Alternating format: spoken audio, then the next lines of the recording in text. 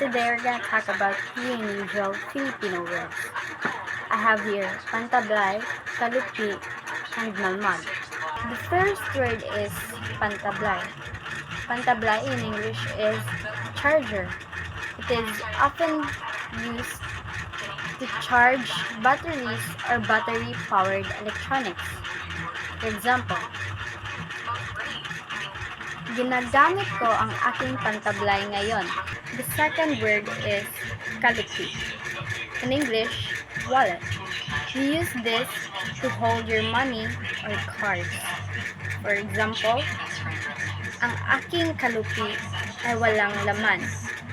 The last word is mamag. In Cebuano, it is pronounced as mawuma. In English, it is tertiary. Tertiaries are small nocturnal animals with big eyes. They can be seen in Southeast Asia.